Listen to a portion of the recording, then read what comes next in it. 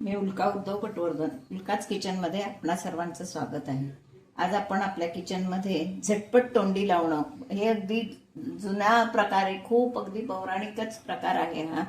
म्हणजे पहिल्यापासून हा प्रकार लोक करत आलेले आहेत. असा हा प्रकार आहे उडदाच्या डाळीचं. म्हणजे आता मी डाळ घेतली आहे, नाहीतर उडदाचं डांगर.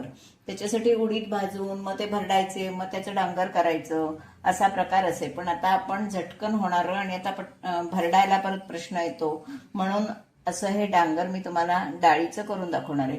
पूर्वी पावसाळा आला की आधीच ते करून ठेवलं जायचं. किलोभर उडीद भाजून ते जात्यावर भरडून दळून असं हे डांगर करून ठेवलेलं असायचं. आणि मग झटकन पावसात व शेतात जाणाऱ्या लोकांना सुद्धा भाकरी बरोबर हे डांगर दिलं, कांदा दिला की छानपैकी असा नाश्ता व्हायचा.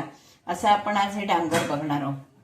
तर त्याच्यासाठी आपण घेतलेलं साहित्य काय, 1 वाटी मी उडीद डाळ घेतलीये, थोडंसं जिरं घेतलंय वासाला, आणि ही सुकी मिरची. याचा खमंगपणा त्या डांगराला खूप येतो. मग हवं तर आपण लाल तिखट हवं तर थोडं घालायचं, किंवा ओली मिरची हवी ओली मिरची घालायची, आणि असं हे आपण डांगर करायचं. आता प्रथम मी काय करणार आहे, तर ही डाळ आपण छानपैकी मी पुसून घेतली आहे मगाशी, आणि आता ही आपण भाजून घेणार आहोत. कलर बदलेपर्यंत चांगली आपण ही भाजून घ्यायची. अशी छानपैकी कलर भाजेपर्यंत आपण भाजून घेऊया. अर्धवट भाजत आली की त्यावरच आपण ही सुकी मिरची टाकणार आहोत, म्हणजे छान ती कुरकुरीत होईल. सुक्या मिरचीचा खमंगपणा खूप छान येतो. हे ताकात भिजवून चालतं, पाण्यात भिजवून चालतं, ताकाऐवजी दही घातलं तरी चालतं, किंवा अगदी पाण्याबरोबर सुद्धा चालतं. निम्म ताक निम्म दही आपल्याला हवं तसं. फोडणी घातली तरी चालतं, नाही घातलं तरी चालतं. इतका हा झटकन होणारा असा प्रकार आहे. कांदा खात नसाल तर न कांदा खाता कोथिंबीर वगैरे घालून असंही आपल्याला कालवता येतं. असं एकदम सुंदर तोंडी लावणं आहे. आणि अगदी हे पारंपरिक आहे. जसं मेथकूट घरात प्रत्येकाच्या असतं, तसं शेतकऱ्यांच्या घरात, खरं म्हणाल तर शेतकरी किंवा कोकणातले सगळ्यांच्या घरात पाऊस आला की ह्या सगळ्या तयाऱ्या असायच्या. डांगर करायचं, कुळथाचं पीठ करायचं, मेथकूट करायचं. म्हणजे हे पावसात झटकन आपल्याला मिळतं. बाकी बरोबर आंब्याचं लोणचं विणचं असतंच, पण हा प्रकार म्हणजे झटकन होणारा प्रकार आहे. आणि करून हे अगदी 2 महिने सुद्धा राहू शकतो. 2 महिने 4 महिने सुद्धा काही खराब होत नाही. ते व्यवस्थित गार करायचं मिक्सरला. आता आपण थोडं आहे म्हणून मिक्सरला लावणार, नाहीतर हे जात्यावर दळायचं आणि छानपैकी बरणीत भरून ठेवायचं. आपल्याला हवं तेव्हा काढायचं आणि आपण त्याचं डांगर खायचं, म्हणजे खायला घ्यायचं. हे नाचण्याची भाकरी, तांदळाची भाकरी, कशाबरोबर, अगदी आमटी भाताबरोबर सुद्धा हे छान लागतं तोंडी लावणं. असं आपण हे तोंडी लावणं आता म्हणजे डांगर करतोय. आता ही आपली अर्धवट डाळ भाजून होत आली आहे, तर ह्या डाळीवरच मी सुक्या मिरच्या टाकणार आहे, म्हणजे त्या आपल्या छान गरम होतील. भाजायचं चांगलं मात्र, तरच त्याला खमंगपणा येतो.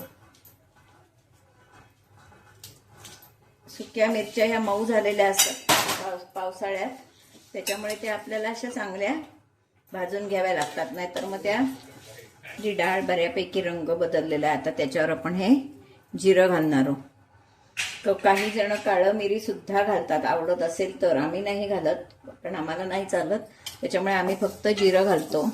असंच कच्च्या डाळीचं सुद्धा डांगर करतात. कच्च्या डाळीचं डांगर करायचं, त्याच्यात ओली मिरची लावायची. हे ओली मिरची, हिंग घालायचं आणि ते ताकात कालवायचं. ते सुद्धा भाकरी बरोबर खूप सुंदर लागतं. ते सुद्धा मी एकदा तुम्हाला दाखवीन करून. म्हणजे जसं पापडाचं डांगराचं आपण पीठ दळतो तसं तेच पीठ आपण ताकात कालवून भाकरी बरोबर खाऊ शकतो. आता मी गॅस घालवणार आहे. डाळ आता ही चांगली बघा कलर बदललेला आहे व्यवस्थित. सगळी व्यवस्थित सारखी भाजली गेली पाहिजे, नाही तर काही कच्ची काही असं नाही. सगळीकडे रंग सारखा आला पाहिजे व्यवस्थित. आता ही मिरची पण आपली हे पण टाकली आहेत मिरच्या ना, ह्या चांगल्या कुरकुरीत होतील तोपर्यंत, म्हणजे गरम होऊन दळण्या जोग होतील. आपण हे गार झालं की मिक्सरला लावून घेऊया, आणि मग मी तुम्हाला पुढची कृती दाखवते कसं कालवायचं ते. आता आपण हे छानपैकी वाटून घेऊया. ह्या बघा मिरच्या अशा छान कुरकुरीत झालेल्या आहेत.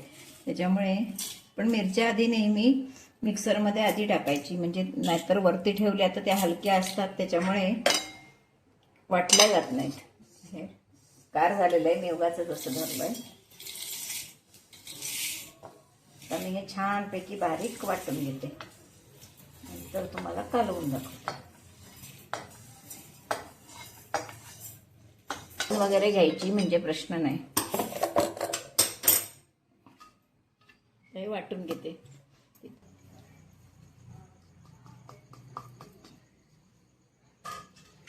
तर हे आपलं डांगर छानपैकी तयार आहे.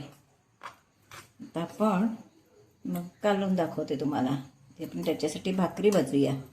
नाचण्याची भाकरी आणि उडदाचं डांगर. खूप सुंदर मेनू. अगदी पाऊस पडत असला बाहेर की छान असा खायला. हे छानपैकी पीठ दळून तयार आहे बघा.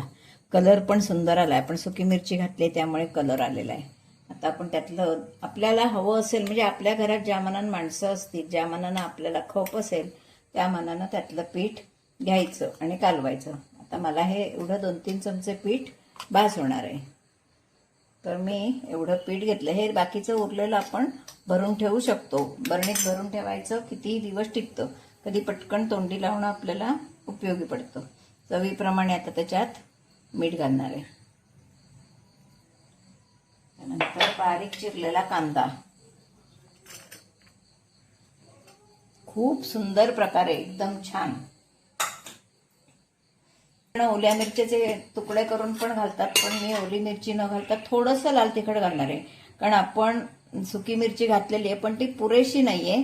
सुकी मिरची मी फक्त खमंगपणासाठी घातली आणि कलरसाठी. त्याच्यामुळे मी थोडं लाल तिखट घातलंय. की भिजवून घेऊया. पाण्यात, ताकात कशातही भिजवलं तरी ते चालतं. मी आधी पाण्यात भिजवणार आहे. थोडं ताक घालणार आहे. असं हे पाण्यात आपण कालवून घ्यायचं. किती सुंदर प्रकारे बघा. आणि झटकन होणारा. कोणतरी आलंय तर पटकन काय करायचं, भाकरी पोळीशी किंवा अगदी आमटी भाताबरोबर सुद्धा हे खूप छान लागतं. तर मी याच्यात थोडं ताक पण घालणार आहे. ताक अगदी पूर्ण ताकात सुद्धा हे भिजवतात, ते सुद्धा छान लागतं. आणि कच्च्या डाळीचं तर सुंदरच लागतं. ते सुद्धा मी एकदा तुम्हाला दाखवेन कालवून कसं कालवायचं ते पण छान लागतं भाकरी बरोबर. त्यावर कोथिंबीर घालणार आहोत. आपल्याला हवं असेल त्यामुळे आपण सैल घट्ट ठेवायचं. पण इतपत ठीक आहे, कारण अजून ते थोडं खाईपर्यंत घट्ट होतं. खूप एकदम चवीचा प्रकार आहे.